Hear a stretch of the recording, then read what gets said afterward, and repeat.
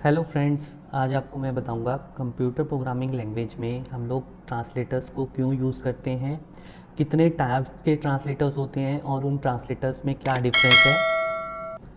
सबसे पहले हम लोग स्टडी करेंगे कि ट्रांसलेटर को हम लोग क्यों यूज़ करते हैं। Computers only understand machine language. जो आपका कंप्यूटर होता है वो सिर्फ मशीन लैंग्वेज को अंडरस्टैंड करता है, और जो आपकी मशीन लैंग्वेज होती है वो आपकी ज़ीरो और वन की फॉर्म में डिफ़ाइन होती है। For computer every code must be in zero and one form called binary. तो जो भी आपकी इंस्ट्रक्शन होगी मशीन लैंग्वेज में, तो वो आपकी ज़ीरो और वन से क्रिएट होगी, और उसको हम लोग बोल रहे हैं बाइनरी कोड। मीन्स आप जो भी कंप्यूटर को इंस्ट्रक्शन दोगे मशीन लेवल लैंग्वेज में, वो आपकी ज़ीरो और वन के फॉर्म में डिफाइन होगी। सिर्फ कंप्यूटर उसी लैंग्वेज को अंडरस्टैंड करेगा, दूसरी और किसी भी लैंग्वेज को अंडरस्टैंड नहीं करेगा। There are two types of computer languages, low level language and high level language. आपको पता है कि भी कंप्यूटर्स में दो टाइप की कंप्यूटर लैंग्वेजेस यूज़ होती हैं, लो लेवल लैंग्वेज और हाई लेवल लैंग्वेज। लो लेवल लैंग्वेज को हम लोग मशीन डिपेंडेंट लैंग्वेज बोलते हैं, और जो आपकी हाई लेवल लैंग्वेज है उसको हम लोग ह्यूमन अंडरस्टैंडेबल लैंग्वेज बोलते हैं। जो आपकी हाई लेवल लैंग्वेज है वो सिर्फ प्रोग्रामर को अंडरस्टैंड होती है, मगर जो आपका कंप्यूटर होता है उसको सिर्फ लो लेवल लैंग्वेज ही अंडरस्टैंड होती है। तो जो प्रोग्रामर की लैंग्वेज है उसको लो लेवल लैंग्वेज में कैसे आपको चेंज करना है, तो उसके लिए हमें ट्रांसलेटर की रिक्वायरमेंट पड़ती है। A translator will convert the code source code into machine code destination language. Basically जो ट्रांसलेटर की जो बेसिक डेफिनेशन है वो ये है कि जो आपका ट्रांसलेटर है वो एक सोर्स कोड को मशीन कोड या डेस्टिनेशन लैंग्वेज में कन्वर्ट करता है, तो उसको हम लोग बोलते हैं translator. It's provide an interface to computer to read high level language code. Basically ये आपका एक इंटरफेस है जो कि कंप्यूटर और हाई लेवल लैंग्वेज के कोड के बीच में एक तरह से इंटरमीडिएट की तरह वर्क कर रहा है। A translator is a programming language processor that converts a computer program from one language to another. Basically जो आपका ट्रांसलेटर है ये एक तरह से कंप्यूटर प्रोग्रामिंग लैंग्वेज की तरह से, एक प्रोसेसर की तरह से वर्क कर रहा है। जो भी आपका कंप्यूटर का प्रोग्राम है उसको एक लैंग्वेज से दूसरी लैंग्वेज में कन्वर्ट करने का काम कर रहा है। It takes a program written in source code and convert it into machine code. Basically ये जो भी कोड होगा, जो भी हमारा एक प्रोग्राम होगा, वो एक किसी पर्टिकुलर लैंग्वेज में आपने क्रिएट किया होगा। वो लैंग्वेज आपकी सी हो सकती है, सी प्लस प्लस हो सकती है, और कोई भी आपकी कंप्यूटर प्रोग्रामिंग लैंग्वेज होती है। तो उस लैंग्वेज के कोड को हम लोग बोल रहे हैं सोर्स कोड। उस सोर्स कोड को मशीन कोड में कन्वर्ट करने का जो काम कर रहा है वो आपका ट्रांसलेटर कर रहा है। It discovers and identifies the error during translation. Basically जब भी आप एक कोड को दूसरी लैंग्वेज में या मशीन लेवल लैंग्वेज में कन्वर्ट कर रहे हो, तो उस टाइम पे ट्रांसलेटर क्या कर रहा है, एक तो ट्रांसलेट करने का काम कर रहा है, और उसके बाद जो भी आपने कोड लिखा हुआ है उस कोड में अगर कोई भी एरर है, वो एरर आपका सिंटेक्स एरर भी हो सकता है, सिमेंटिक एरर भी हो सकता है, तो उन एरर्स को वो डिस्कवर करेगा, आइडेंटिफाई करेगा during translation. There are three types of translator as follows. Basically computer languages में हम लोग तीन टाइप के ट्रांसलेटर यूज़ करते हैं, कंपाइलर, इंटरप्रेटर एंड असेंबलर। अब ट्रांसलेटर को हम लोग क्यों यूज़ करते हैं, इसका हमारी डेली रूटीन में या डेली लाइफ में क्या यूज़ है, उसको मैं आपको एग्जांपल के थ्रू बताऊंगा। सपोज आपके पास यहाँ पर दो पर्सन है, एक जैपनीज़ पर्सन है और एक इंडियन पर्सन है। जैपनीज़ पर्सन को सिर्फ जैपनीज़ ही लैंग्वेज आती है, इंडियन पर्सन को सिर्फ इंडियन लैंग्वेज अंडरस्टैंड होती है। तो उस केस में वो दोनों पर्सन जो है वो आपस में कैसे कम्युनिकेट करेंगे, तो उसके लिए हमें एक थर्ड पर्सन को हायर करना पड़ेगा जो एज ए ट्रांसलेटर की तरह वर्क करेगा। तो सबसे पहले सपोज जैपनीज़ पर्सन ने एक मैसेज जैपनीज़ लैंग्वेज में दिया, वो ट्रांसलेटर ने उसको अंडरस्टैंड किया, अंडरस्टैंड करने के बाद उसको वो इंडियन लैंग्वेज में या इंग्लिश लैंग्वेज में कन्वर्ट कर रहा है। तो उसका जो भी मैसेज आया था जैपनीज़ मैसेज, उसको उसने ट्रांसलेट किया, तो उसका जो मीनिंग था इंग्लिश में वो गुड मॉर्निंग था। तो इंडियन पर्सन ने उसका क्या किया, रिप्लाई किया वेरी गुड मॉर्निंग। तो ट्रांसलेटर ने उस इंग्लिश लैंग्वेज को चेंज किया जैपनीज़ लैंग्वेज में, और जैपनीज़ पर्सन को वो अंडरस्टैंड हुआ। तो इस तरह से हम लोग एज ए ट्रांसलेटर का यूज़ करते हैं अपनी डेली रूटीन में। अगर दो पर्सन हैं, उनको कोई भी एक दूसरे की लैंग्वेज नहीं आ रही है समझ, तो उस केस में हमें ट्रांसलेटर की हेल्प लेनी पड़ती है, जो कि एक दूसरे की लैंग्वेज को वो ट्रांसलेट कर पाए और जो दोनों पर्सन है उसमें दोनों की कम्युनिकेशन परफॉर्म हो पाए। तो सबसे पहला जो हमारा ट्रांसलेटर होता है वो कंपाइलर होता है। A compiler is a translator use to convert high level programming language to low level programming language. Basically compiler का जो टास्क है वो ये है कि हम ये एक तरह से एक ट्रांसलेटर है जो कि आपकी हाई लेवल लैंग्वेज प्रोग्रामिंग को लो लेवल प्रोग्रामिंग लैंग्वेज में कन्वर्ट करने का काम करता है। It converts the whole program in one session and reports error detected after the conversation। Basically जो भी आपका कोड ट्रांसलेट हो रहा है high level language to low level language में, उस पूरे कोड को वो एक ही टाइम पे एक ही सेशन पे कंप्लीटली ट्रांसलेट कर रहा है। और ट्रांसलेट करने के बाद अगर आपके कोड में कहीं भी एरर है उसको वो डिटेक्ट करेगा, और जब आपका कन्वर्जन कंप्लीट हो जाएगा one language to another language, उसके बाद वो रिपोर्ट करेगा यूज़र को कि भी आपके इस कोड में एरर है, उसको आपको दोबारा से करेक्ट करना है और फिर दोबारा से इसको कोड को ट्रांसलेट करना है या कंपाइल करना है। Compiler takes time to do its work as it translates high level code to low level code all at once and then save it to memory। अगर आपके कोड में कोई भी एरर नहीं है तो वो हाई लेवल लैंग्वेज को मशीन की लो लेवल लैंग्वेज में कन्वर्ट कर देगा एक ही टाइम पे एक ही सेशन में, और जो भी आपका कोड कन्वर्ट होके आएगा उसको वो मेमोरी में सेव कर देगा फॉर एग्जीक्यूशन पर्पस। तो सपोज हमारे पास एक हाई लेवल लैंग्वेज का कोड है, इस हाई लेवल लैंग्वेज को हम लोग कंपाइलर के इनपुट पे देंगे। कंपाइलर क्या करेगा, इस हाई लेवल लैंग्वेज को लो लेवल लैंग्वेज में ट्रांसलेट करेगा। सपोज अगर इसको मैं यहाँ पर हाई लेवल लैंग्वेज की जगह मैं यहाँ पर सपोज एक प्रोग्राम है, उस प्रोग्राम को मैं कंपाइलर के इनपुट पे दे रहा हूँ। कंपाइलर क्या करेगा, उसको एग्जीक्यूट करेगा।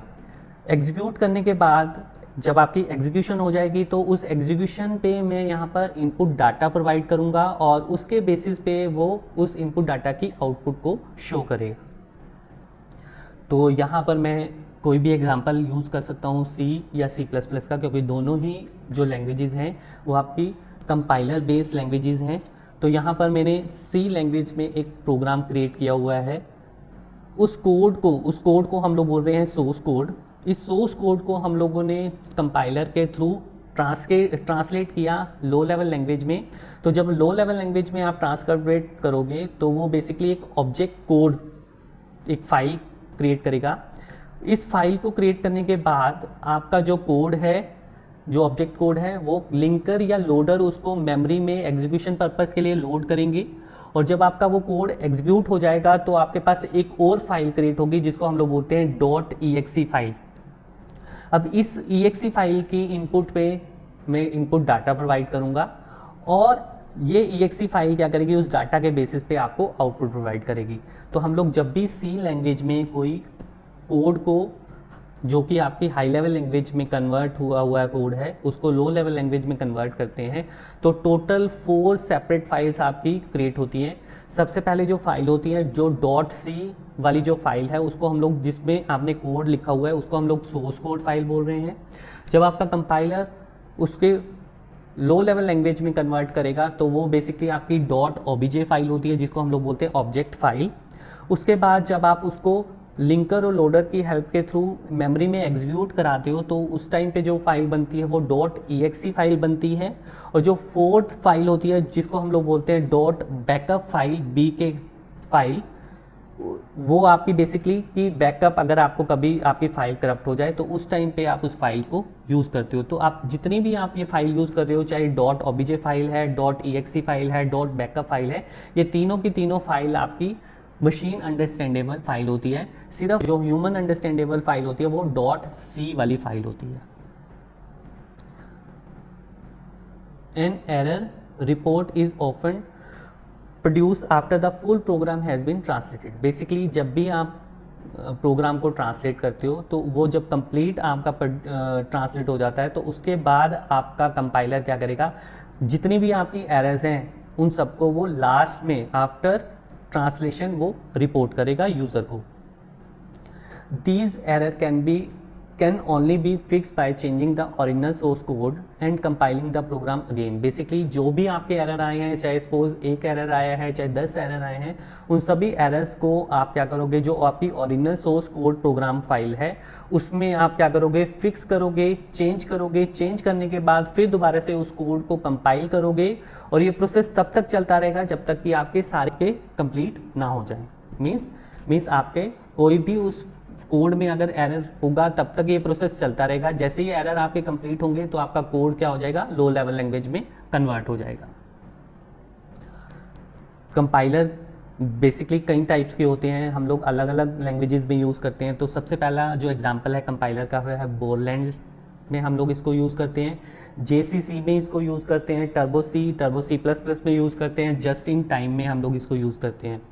बोरलैंड बेसिकली आपका विंडो बेस्ड कंपाइलर है जहाँ पर हम लोग इसको यूज़ करते हैं। GCC की फुल फॉर्म है आपके GNU कंपाइलर करेक्शन। ये बेसिकली लाइनक्स ऑपरेटिंग सिस्टम या लाइनक्स प्लेटफॉर्म के लिए हम लोग जो कंपाइलर यूज़ करते हैं उसको हम लोग GCC बोलते हैं। टर्बो C और टर्बो C++ ये दोनों के दोनों आपके विंडो बेस्ड कंपाइलर हैं जिसको हम लोग नॉर्मली अपनी लैब्स में यूज़ करते हैं। और जो last just in time basically ये आपका विंडो बेस्ड और लाइनक्स बेस्ड, या मीन्स हम लोग ये बोल सकते हैं कि भी दोनों प्लेटफॉर्म पे, विंडो और लाइनक्स प्लेटफॉर्म पे दोनों के लिए ये कंपाइलर एज ए ट्रांसलेटर हम लोग अपनी मशीन में यूज़ कर सकते हैं। नेक्स्ट आपका टाइप है interpreter. Just like a compiler is a translator used to convert high level programming language to low level programming language। Basically interpreter भी एक तरह से ट्रांसलेटर है जो कि आपकी हाई लेवल लैंग्वेज को लो लेवल लैंग्वेज में कन्वर्ट करता है, जैसे कि हमारा कंपाइलर करता है। तो जब ऑलरेडी आपका कंपाइलर वो ये टास्क परफॉर्म करा रहा है हाई लेवल लैंग्वेज को लो लेवल लैंग्वेज में, मगर हमें इंटरप्रेटर की क्यों रिक्वायरमेंट पड़ी वो हम लोग आगे स्टडी करेंगे। Interpreter programs are able to read, translate and execute one statement at a time from a high level language program। Basically जो आपका इंटरप्रेटर है वो जो भी आपका सोर्स कोड होगा उसको वो 1 by 1 means line to line क्या करेगा, रीड करेगा, ट्रांसलेट करेगा और एग्जीक्यूट करेगा। तो ये डिफरेंस है आपके इंटरप्रेटर एंड कंपाइलर में। कंपाइलर बेसिकली क्या कर रहा है कि पूरे के पूरे कोड को वन टाइम पे ही ट्रांसलेट कर रहा है, मगर जो हमारा इंटरप्रेटर है ये आपका लाइन बाय लाइन पहले वो रीड करेगा, फिर उसको ट्रांसलेट करेगा, फिर उसको साथ के साथ एग्जीक्यूट भी करेगा। तो इस टाइप के ट्रांसलेटर को हम लोग बोलते हैं interpreter. The interpreter stops when A line of code is reached that contains an error. Basically जब भी आपके कोड में, सोर्स कोड में अगर कोई एरर आ जाएगा वहीं पर आपका जो इंटरप्रेटर है स्टॉप कर देगा और उस जितनी भी आपका एरर होगा वो आपका रिपोर्ट करेगा। मगर जब कंपाइलर होता है, जब आपका पूरा का पूरा कोड ट्रांसलेट हो जाता है, जितने भी आपके एरर्स आए हैं उन सबको वो यूज़र को रिपोर्ट करता है। मगर यहाँ पर इंटरप्रेटर में आपका जैसे ही किसी लाइन में आपका एरर आया तो वो जो वर्किंग थी उस इंटरप्रेटर की वहीं स्टॉप हो जाएगी और उस एरर को वो शो कर देगा। Interpreters are often use during the development of a program. Basically हम लोग प्रोग्राम्स जो डेवलप करते हैं या सॉफ्टवेयर जो डेवलप करते हैं उसमें हमें इंटरप्रेटर की यूज़ होती है, क्योंकि वो आपको लाइन बाय लाइन आपके एरर को भी बता रहा है, जिससे कि भी आपको एक इफेक्टिव या एक इजी टास्क हो जाता है आपके प्रोग्राम को क्रिएट करने का। They make debugging easier as each line of code is analysed and check before execution. Basically जो इसमें डिबगिंग होती है वो इजी होती है एज कम्पेयर टू कंपाइलर। वो इसलिए होती है क्योंकि वो हर एक लाइन को एनालाइज कर रहा है और उसके बाद उस लाइन के कोड को एग्जीक्यूट भी कर रहा है, एज ए उसकी आउटपुट को भी डिस्प्ले करा रहा है। तो इससे उस लाइन का जो भी आउटपुट आ रहा है वो साथ के साथ यूज़र को पता चल रहा है, इससे इसकी डिबगिंग जो है वो ईजी हो जाती है। तो हम लोग इंटरप्रेटर से कैसे आउटपुट प्रोड्यूस करते हैं। सबसे पहले आपने प्रोग्राम और डाटा, मीन्स आपने प्रोग्राम जो सोर्स कोड है और जो आपकी इनपुट है वो आपको साथ के साथ इंटरप्रेटर को देनी है एज ए इनपुट। उसके बाद इंटरप्रेटर क्या करेगा, उन दोनों चीज़ों को वो आउटपुट में प्रोड्यूस करेगा। It converts the program one at a time and reports error detected at once while doing the conversion. Basically ये इंटरप्रेटर लाइन बाय लाइन आपके कोड को स्कैन कर रहा है और कन्वर्ट कर रहा है और साथ के साथ एरर्स को भी डिटेक्ट कर रहा है। इस टेक्निक से आपका जो डिबगिंग प्रोसेस है इंटरप्रेटर का वो बहुत ईजी है, तो इससे आप एरर्स को ईजिली डिटेक्ट कर पाते हो as compare to compiler. Interpreted programs will launch immediately, but your program may run slower than a compiled file. Basically, जब भी आप यहाँ पर किसी कोड को कन्वर्ट करते हो तो वो लाइन बाय लाइन हो रहा है, मगर जब आप उसको लॉन्च करते हो मीन्स जब उसकी आप आउटपुट करते हो वो आपकी इमीडिएटली आ जाती है, मगर जब आप उसको कंपाइल कर रहे हो वन बाय वन तो उससे क्या होता है कि उसकी जो स्पीड है एज कम्पेयर टू कंपाइलर वो स्लो होती है, क्योंकि कंपाइलर क्या कर रहा है वो वन टाइम पे ही आपके कोड को कंपाइल कर रहा है, ट्रांसलेट कर रहा है, मगर जो इंटरप्रेटर है वो वन बाय वन के आपके कोड को रन कर रहा है, तो इससे इंटरप्रेटर की जो स्पीड है, एग्जीक्यूशन स्पीड है वो स्लो हो जाती है as compare to compiler. No executable file is produce. Basically interpreter आपका एग्जीक्यूटेबल फाइल को प्रोड्यूस नहीं करता है, जैसे कि हम लोगों ने लास्ट अभी एग्जांपल देखा कंपाइलर का कि आपकी जो एग्जीक्यूटेबल फाइल है उसके बेसिस पे हम लोग इनपुट देते हैं और उसके बेसिस पे आपकी आउटपुट आती है, तो इंटरप्रेटर में कोई भी एग्जीक्यूटेबल फाइल क्रिएट नहीं होती है। तो इंटरप्रेटर में आप जावा का प्रोग्राम कैसे रन करते हो, क्योंकि जो जावा है, जावा लैंग्वेज जो है उसमें आपका दोनों प्रोसेस हैं, कंपाइलर भी है और इंटरप्रेटर भी है। तो पहले आपका कोड जो है वो कंपाइल होता है, कंपाइल होने के बाद आपके पास एक कोड क्रिएट होता है, उस कोड को आप क्या करते हो इंटरप्रेट करते हो और उसके बाद आपकी एग्जीक्यूशन आती है। तो आपने यहाँ सबसे पहले जावा का प्रोग्राम दिया कंपाइलर को, कंपाइलर क्या करेगा इसको ट्रांसलेट करेगा और ट्रांसलेट करने के बाद जो आपका कोड बनेगा वो आपका बाइट कोड बनेगा। बाइट कोड बनने के बाद आपका जो जावा लैंग्वेज में इंटरप्रेटर होता है उसको हम लोग बोलते हैं जावा वर्चुअल मशीन, ये इस बाइट कोड को कन्वर्ट करेगा रिजल्ट ऑफ एग्जीक्यूशन में। बेसिकली जो जावा लैंग्वेज है उस जावा लैंग्वेज में आप क्या कर रहे हो, पहले कोड को कंपाइल कर रहे हो, कंपाइल करने के बाद आपका एक इंटरमीडिएट कोड क्रिएट होता है, उस कोड को हम लोग बोलते हैं बाइट कोड। उस बाइट कोड को JVM जो आपकी मशीन होती है जावा की वो आपकी इंटरप्रेट करती है और उसके बेसिस पे जो आपका रिजल्ट आता है वो आपका डिस्प्ले हो जाता है। जो आपका बाइट कोड है ये आपका एक इंटरमीडिएट कोड है। इसके जो कोड के जो बेनिफिट ये हैं कि भी आप इस कोड को किसी भी प्लेटफॉर्म पे रन कर सकते हो, मगर जो आपका कंपाइलर का कोड, अगर हम लोग कंपाइलर के थ्रू कोड को कन्वर्ट कर रहे हैं तो वो बेसिकली जो ऑब्जेक्ट कोड है वो पर्टिकुलर उसी मशीन पे ही रन होगा। नेक्स्ट आपका assembler. An assembler is a translator use to translate assembly level language to machine level language. Basically जो यहाँ पर आपका असेंबली लेवल लैंग्वेज में जो भी आपके कोड होगा उसको मशीन लेवल लैंग्वेज में जो कन्वर्ट करेगा उसको हम लोग बोलते हैं असेंबलर। बेसिकली अभी हम लोग ने जो ट्रांसलेटर अभी दो किए, कंपाइलर एंड इंटरप्रेटर, ये सेम उसी तरह का एक थर्ड ट्रांसलेटर है, मगर इसमें जो आपकी सोर्स लैंग्वेज होती है वो हमेशा आपकी असेंबली लेवल लैंग्वेज होनी चाहिए। It is like a compiler for the assembly language but interactive like an interpreter. Basically ये जो असेंबली लैंग्वेज है उसको उसकी तरह से कंपाइलर हम लोग यूज़ करते हैं, मगर इंटरेक्टिव की तरह, मतलब इंटरेक्टिव बिहेवियर की तरह हम लोग एज ए इंटरप्रेटर की तरह इसको यूज़ करते हैं। Assembly language is difficult to understand as it is a low level programming language. Basically आपका जो असेंबली लेवल लैंग्वेज है उसको हम लोग प्रोसेसर लैंग्वेज भी बोलते हैं। उसको मेमोराइज करना डिफ़िकल्ट टास्क है, क्योंकि उसमें आपके प्रोसेसर्स हैं वो थोड़े थोड़े टाइम बाद आपके कुछ ना कुछ चेंजेस आ रहे हैं, तो आप जैसे ही आपके कोई भी चेंजेस आएंगे उसके बेसिस पे आपका जो इंस्ट्रक्शन सेट है वो भी आपका चेंज हो जाएगा। तो बार बार जो भी चेंजेस आ रहे हैं उनको आपको मेमोराइज करना पड़ेगा, इसलिए आपको ये डिफ़िकल्ट टास्क लगेगा किसी असेंबली लैंग्वेज को सीखना। ये असेंबली लेवल लैंग्वेज आपकी एक तरह से लो लेवल लैंग्वेज की तरह ही वर्क करती है। असेंबली लेवल लैंग्वेज में हम लोग जो भी हमारा कोड होगा वो हम लोग कोड क्या करेंगे, असेंबलर को देंगे। असेंबलर क्या करेगा, इस कोड को मशीन लेवल लैंग्वेज में कन्वर्ट करेगा। Computer has to convert firstly assembly level language program into machine program by running assembler program. Basically वो क्या करेगा, सबसे पहले वो आपके जो भी कोड होगा उस कोड को असेंबली लेवल लैंग्वेज में कन्वर्ट करेगा, देन उसके बाद वो मशीन लेवल लैंग्वेज में असेंबलर के थ्रू कन्वर्ट करेगा। मीन्स सबसे पहले आपका जो सोर्स कोड है किसी भी लैंग्वेज में आपने लिखा हुआ है, उस लैंग्वेज के कोड को आप असेंबली लेवल लैंग्वेज में कन्वर्ट करोगे। असेंबली लेवल लैंग्वेज में कन्वर्ट होने के बाद वो मशीन लेवल लैंग्वेज में कन्वर्ट होगा असेंबलर प्रोग्राम के through. But assembler reduce extra effort done by programmer. Basically ये आपके जो एक्स्ट्रा एफर्ट्स हैं उनको रिड्यूस कर रहा है किसी प्रोग्रामर के। A user has to write instructions in form of letters और symbols, that is add, sub, mul, etc.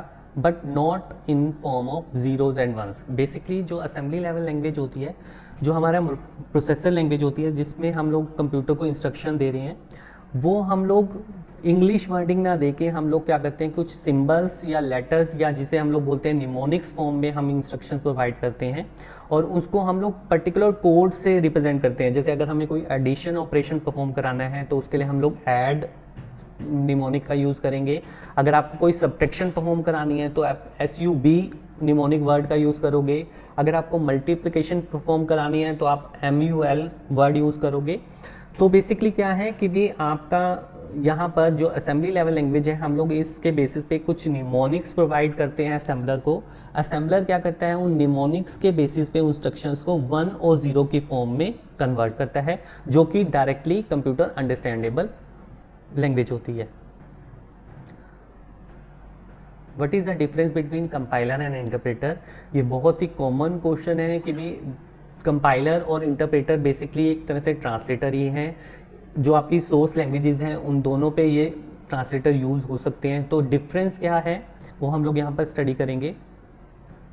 सबसे पहले compiler, it only translates program. Basically ये आप प्रोग्राम को ट्रांसलेट करने का काम करता है। मगर जो आपका इंटरप्रेटर होता है, it translates and execute the program. ये बेसिकली ट्रांसलेशन के साथ साथ उसको 1 by 1 लाइन बाय लाइन उसको एग्जीक्यूट भी करते जाता है। Second difference, as it scan the code in one go, the errors if any are shown at the end of together. Basically ये आपका कोड को स्कैन कर रहा है वन सेशन में है, और जितने भी आपके एरर्स आ रहे हैं या एक एरर आ रहा है, बहुत सारे एरर्स आ रहे हैं, मगर जब आपका कोड स्कैन हो जाएगा, ट्रांसलेट हो जाएगा, उसके बाद उसको रिपोर्ट को जनरेट करेगा। मगर जो इंटरप्रेटर है, considering it scan code 1 line at a time, error are shown line by line. Basically आप 1 by 1 लाइन को स्कैन कर रहा है और उस टाइम पे जो भी आपका एरर आ रहा है उसको वो साथ के साथ शो करता जा रहा है। Third difference, main advantage of compilers is it's execution time. Basically जो कंपाइलर की स्पीड है वो फास्ट है एज कम्पेयर टू इंटरप्रेटर, क्योंकि हम लोगों ने अभी पढ़ा कि जो आपका कंपाइलर है वो पूरे के पूरे कोड को एक ही सेशन में स्कैन कर देता है, ट्रांसलेट कर देता है। तो इससे जो कंपाइलर की जो स्पीड है, एग्जीक्यूशन स्पीड है, वो फास्ट होगी। वो इसलिए फास्ट होगी क्योंकि इंटरप्रेटर जो है वो लाइन बाय लाइन कोड को ट्रांसलेट कर रहा है और उसको साथ के साथ एग्जीक्यूट भी कर रहा है। तो जब आप लाइन बाय लाइन उस कोड को ट्रांसलेट करोगे तो आपको ज़्यादा टाइम लगेगा। तो इसलिए इंटरप्रेटर की जो स्पीड है एज कम्पेयर टू कंपाइलर वो स्लो होती है। Require more memory for execution. Compiler में हमें मेमोरी की रिक्वायरमेंट ज़्यादा होती है। वो इसलिए ज़्यादा होती है क्योंकि आपका जितना भी कोड है उसको आप 1 टाइम पे ट्रांसलेट कर रहे हो, तो जितनी भी कोड को मेमोरी चाहिए आपको उसको स्टार्टिंग में प्रोवाइड करनी पड़ती है। मगर जो आपका इंटरप्रेटर होता है उसमें मेमोरी की रिक्वायरमेंट कम होती है, क्योंकि आपने जब एक लाइन को मेमोरी प्रोवाइड करी, साथ के साथ उसकी एग्जीक्यूशन होगी, तो आप उस मेमोरी को दूसरी लाइन में या तीसरी लाइन में या फर्दर आगे वाली लाइंस में रीयूज़ कर सकते हो, जिससे आपकी जो मेमोरी है वो कम यूज़ होगी as compare to compiler. Next difference है difficult to write compiler program. Basically जो कंपाइलर में हम लोग प्रोग्राम लिखते हैं वो डिफ़िकल्ट हैं। इन सभी बेस जितने भी हम लोगों ने डिफरेंसेस किए या हम लोगों ने पहले जो भी स्टडी किया उसके बेसिस पे जो कंपाइलर के जो कोड्स हैं उनको राइट करना एक डिफ़िकल्ट टास्क है एज़ कम्पेयर टू इंटरप्रेटर। और कौन कौन से एग्जांपल्स हैं कंपाइलर एंड इंटरप्रेटर के? C++, C#, ये एग्जांपल है आपके कंपाइलर के। और जो आपके जावा, PHP, पर्ल, पाइथन, मैटलैब, ये सारे के सारे एग्जाम्पल है आपके इंटरप्रेटर के। तो आई होप अगर मेरा आपको वीडियो पसंद आया होगा तो लाइक और सब्सक्राइब जरूर कीजिएगा। Thank you.